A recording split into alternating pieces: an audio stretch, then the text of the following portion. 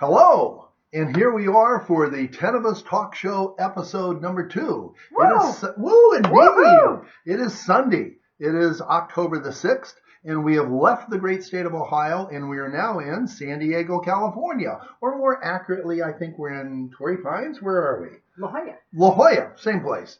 Any rate, and you might notice we still have two beautiful Tau girls, Tau being 10 of us girls. We still have two beautiful Tau girls, but they're different than the young ladies we had in Ohio. We have Patsy. Say hi, Patsy. Hi, everybody. And we have Janet. Hi, everybody. Patsy is a Tucson gal, and Janet is right here in La Jolla. And we're so excited to bring you the second show.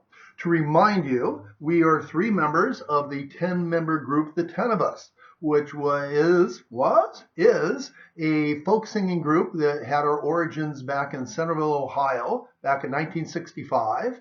And we all got out of high school. We all went on to college, but we reunited later to once a year get together and enjoy singing, enjoy each other's company. And my goodness, we've been on doing this for 20, 30 years by now.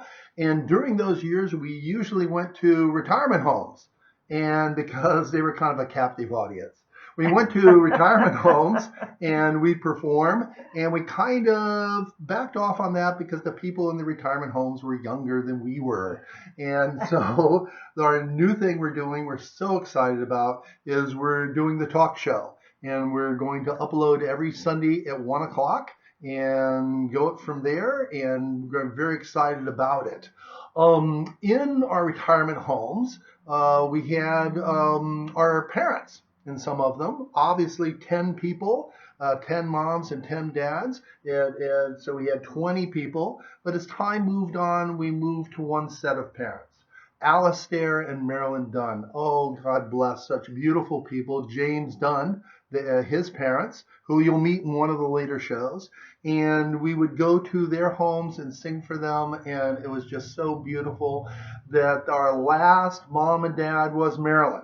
Marilyn was with us. She was the last one we got to go sing to. And I remember very much in Dayton, Ohio, going and singing to Marilyn the last time. You guys remember that? Yeah, of course. And, do you remember what we sang? I don't. What did we sing? I think it was Let Me Call You Sweetheart. Ah, Let Me Call You Sweetheart. And I think, if I'm right, Janet, we had a wonderful flute introduction to it, didn't we? We did. And it was and you know, I just happened to have my flute She here. brought her flute. I did. Is this I great brought or my what? flute. And, you know, even though I don't have the music, I think I can figure it out. Okay. So let's test it right now. Let's see if it works.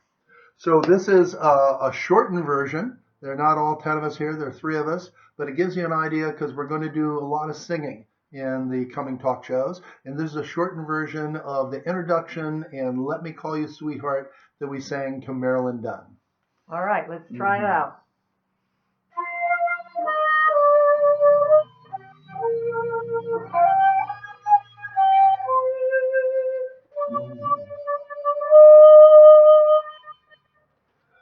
Let me call you sweetheart, I'm in love with you.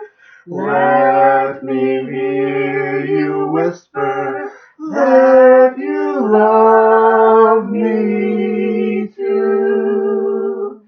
Keep the love light burning in your eyes so blue. Let me call you sweetheart, I'm in love with you. That's a very quick and short but wonderful rendition of what we've been enjoying doing all these years. And that as we sing, I get a little tear in my eye because I can remember. Don't you see us? I know where we were. I know where Marilyn was. She was beaming, watching us sing for her, as we've done for so many years. And it reminds us that at our age, we're all basically 72, give or take a month or two, that Patsy and I just celebrated Yes. our 72nd birthday. With the very first talk show, what a great birthday present. Patsy about 18 hours before. Yeah. That I'm an old lady. Old lady. We call her, since she's 18 hours older, if she's after me, we call her Cougar. Cougar Patsy. But at any rate, that if you remember, and hopefully some of you saw the first show, one of the big things we're going to talk about is categories that are of interest to us, the boomer generation. And one of the things, of course, is health, not just our physical health, but our emotional and mental health. Yeah. And we're going to have various reporters and some of our members talk about that in the coming weeks. And what are some thoughts that you have on that this morning, Patsy? I have, one of my pastimes is reading articles about health and longevity. Good. And the things that help to keep us young. And so I thought I'd share with everybody 5 elements for good health and longevity. The very first one is getting a good night's sleep. Oh. Now, I know for some of us, it's not as easy as it sounds, but there are things you can do, like taking melatonin or not looking at a screen for several hours before bedtime and so forth. We'll get more into detail on a later show. Another thing that is very important for us is exercise. Exercise. Have you heard of sarcopenia? I have not. Well, sarcopenia is something that happens to us as we age. We lose muscle mass. Okay. And so we need to exercise more than ever at this age, because if we don't, we lose muscle mass. And if we sit for long periods of time, not a good thing. So exercising for us boomer generation actually is a little more important than when we were younger, right? Correct. Yeah. Well, another thing is eating the right kinds of foods. So no pizza? Processed foods are really not good for us. You know, they have lots of additives, lots of preservatives. And so it's best to choose whole foods that are organic, and that will keep us feeling much healthier. I myself, I don't eat gluten and I don't eat dairy anymore. Her reference to Whole Foods is not to be interpreted as endorsing any market you may know about. That's correct. Go ahead. Yeah. By Whole Foods, I just mean a fruit, a vegetable, meat, chicken, fish, things that don't have a lot of processing. Another thing that's really important for us at this age is doing things that challenge us mentally. Yes. That learning new skills, like learning a new language, crossword puzzles, board games that are particularly challenging. Trying to figure out how to put up a YouTube channel, maybe? Yeah, that's good. Learning new technology, that's really, really a good thing for us to do to keep up with our younger generation family members, right? And then the final thing is what we love doing, that is socializing. Socialization is so important because, here again, people at our age, they become widowed, they lose good friends, they might become isolated and lonely. You need to get together with your friends and laugh, have a good time. This really helps the brain to keep from getting dementia. And I'm sure you understood that, but I think, Patsy, part of your message in those 5 things you spoke about, sleep and exercise and eating right and mental challenges and socialization, is our generation should be doing more of that.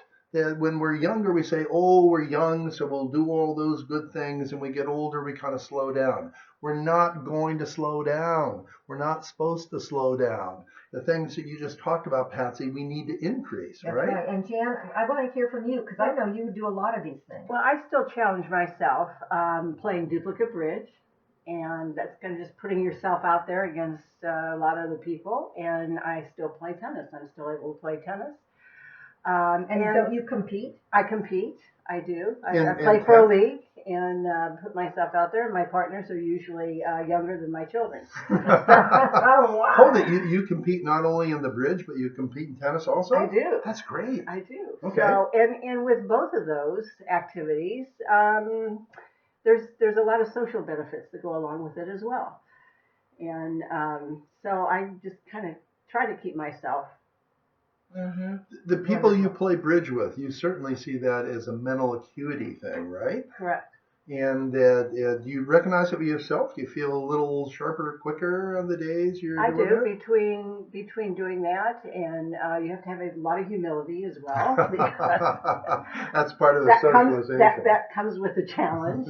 And I'm a relatively new duplicate player, where a lot of people that are playing have played for many years and have thousands of master points, etc. So I just kind of put myself out there, and most of my partners were out there to have a good time, but to learn and to challenge ourselves mentally. And you brought up something, Jan, that I really think is important. We have to be risk takers. Because so many times we think, oh, I'm not sure I'm going to be good at this. I'm learning another language. I don't want to put my foot in my mouth. I don't want to make mistakes. But that's part of helping your brain. We learn from our mistakes. It's okay. You need to feel like, it's fine if I'm going to make a mistake. That's just part of it. We never remember what we do right. Remember what we do wrong. We do learn a lot from our mistakes. Mm-hmm. Yeah. But you certainly one of the things you brought up, I was thinking we were sitting here, we could probably have a great show just on bridge in one of our future talk shows.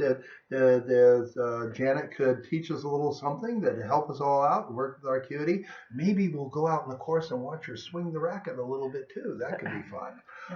But at any rate, we're so excited to have our second big show. And we were in Ohio for our first show. Here we're in beautiful Southern California and in Janet's beautiful home here in La Jolla for our second show. We're so excited to meet two of our girls. We've got 5 Tau girls, so we've met 4 and 1 to go. And we've got to meet some more guys. There actually are other guys other than me.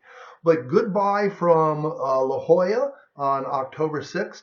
We're so excited you're joining us. We look forward to a whole lot of fun promoting thoughts and ideas and music and emotions for the boomer generation. And so, for the 10 of us and for the boomers, we say goodbye. Bye.